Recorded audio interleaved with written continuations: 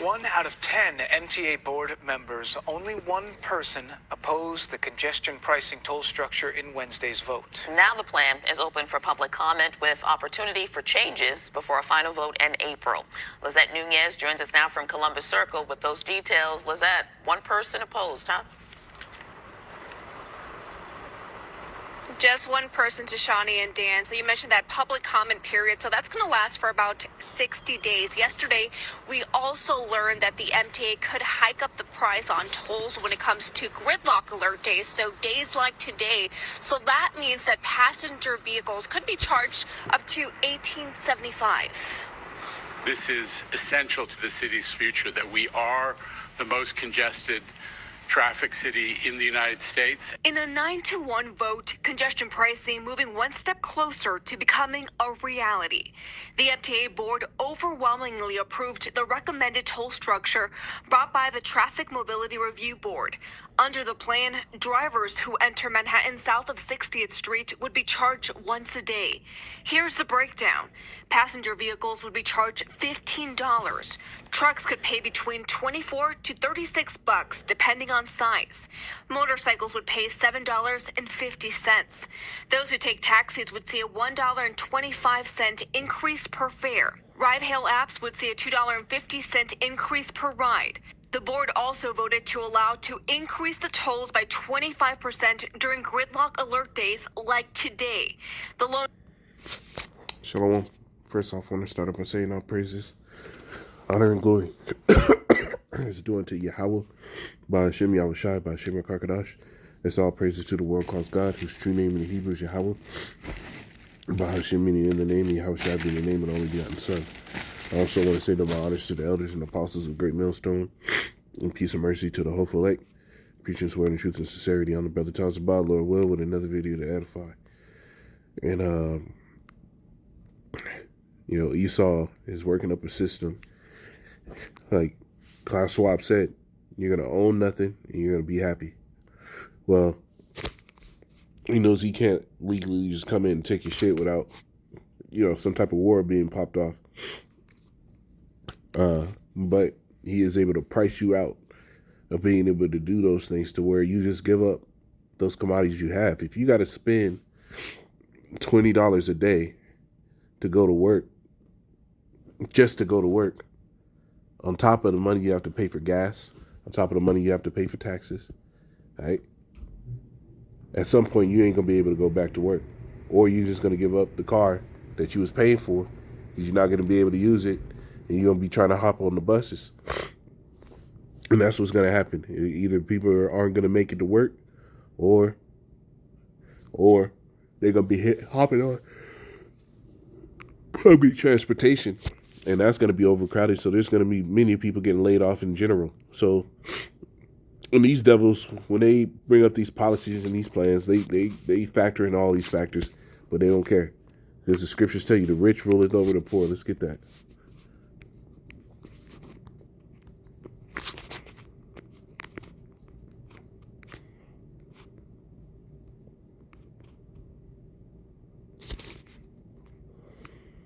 This is Proverbs 22:7. It says, "The rich ruleth over the poor; the borrower is servant to the lender." And that's everybody in this world is a borrower, right?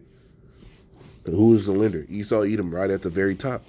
The ones that own these banks, the ones that own these major corporations, right? You got to be subject to everything they put on the books, and they'll use these lobbies, right? Governmental lobbies. They'll send people in there to get certain things pushed forward to the point where now there's enough support around it that they can influence policy, and that's in the scriptures, right? It's Daniel chapter, I think it's Daniel 9. Let's get it.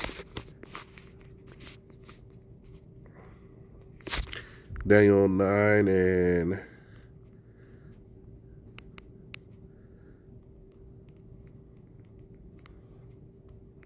Daniel 9.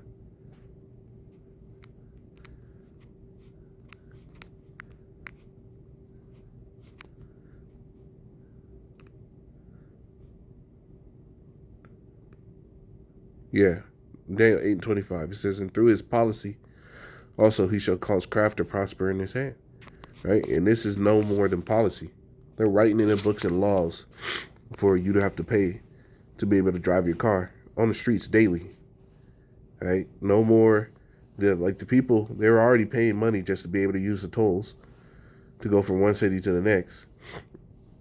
They got bridge fees, right? And they got, state tax to pay for cities or pay for the roads. But now they're sitting there saying, now you got to pay for us for you even being here with a car. That's extremely oppressive. The average everyday person, they use that car to make their living. And now you're going to penalize them for that? This is Esau using this policy, and they're using, AI and everything like that, and it's going to build into a more oppressive state. Right? This is, let's pull up this article, man. It says, new Argentinian president warns of worse times ahead. And now this is being said in Argentina, right? But they're using all these minor nations as a means to be a testing ground for pushing stuff through the Western world on a mainstream level, right? They're just troubleshooting with these other smaller nations, right? And this new president they got of Argentina, this is nothing more than an Edomite. This nigga is an Edomite, man. It says Javier Milei has marked his first speech as Argentina's president by giving his support for some sobering news, warning that the country's economic crisis will get worse before a recovery can begin because his predecessors left behind a nation mired in hyperinflation and fiscal shambles. So he's telling you off the back that it's about to get worse. Well, the prognosis for America, and you look at that word prognosis, you get that, right? That word prognosis, it means the likely the likely course of a disease or ailment, right? And the scriptures tell you we would have healed Babylon. Let's get that.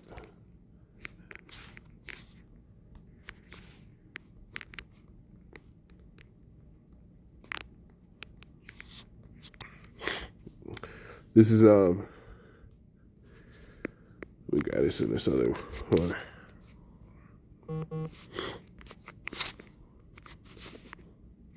Jeremiah 51:8. And it says Babylon is suddenly fallen and destroyed. Howl for her. Take balm for her pain. If so, she may be healed. Right? Why do you take balm to somebody? Because what? The balm is a healing ointment. So this place has been diseased. Right? The scriptures talk about how worms cover it. Worms cover what? Rotting flesh. And that's what America is. It's just been corroded inside and out. The morals of the people, the infrastructure, business practices, right? The family unit, right? Basic affinity towards those you have direct contact. People don't no longer have a will to maintain a righteous, orderly view of anything anymore. So this place is fully diseased. That's why you got niggas out in the street just killing each other for no reason. Right? Women being harlots, men being simps, not thinking about what those actions do in a grand scheme for those that come after you. Verse 9, it says, we would have healed Babylon, but she is not healed. You see? The prognosis, going back to the prognosis, says the likely course of a disease or ailment. Right? This place has a poor prognosis. It's not going to be healed. This place is only going to be set up for destruction. It says, forsake her, and let us go everyone into his own country, for her judgment reaches unto heaven, and is lifted up into the skies, even to the skies. So this place's sins have stacked so high that they're essentially, right, just right in the face of the Lord. The wickedness here has just been on par. Well, not even on par. It's well exceeded those kingdoms that were before. Sodom and Gomorrah. The wickedness that's here is worse than then. Babylon, the wickedness that's here is worse than then. Right? Egypt, the wickedness that's here is worse than what was going on in Egypt. Egypt was doing some madness. So the prognosis, the future that America's going to have to deal with isn't going to be great. And these are all signs that show you that they're going to put a very vicious way of life upon the people, right? And we got to pray for them brothers out there in New York, man, because they're going to have to deal with this. They're going to push this forward. You got to, out of 10 people, right? Only one person rejected this bill. Only one person. You're going to tell me only one person sees how this is going to hurt the average everyday person? Nah, they all knew. But what? They're plugged in. These are agendas that were put forward, and everybody out there is just looking out for their own necks, not knowing that, hey, this system is going to be set up to only profit the rich, and the poor are going to be left behind. And a lot of these politicians, they still fit into that poor lot. They still fit into that poor lot. So 2024 is going to be a hell of a year. Shit's going to increase. Hell's going to increase, man. Scripture telling you that the end watcheth for thee. Let's get that, man.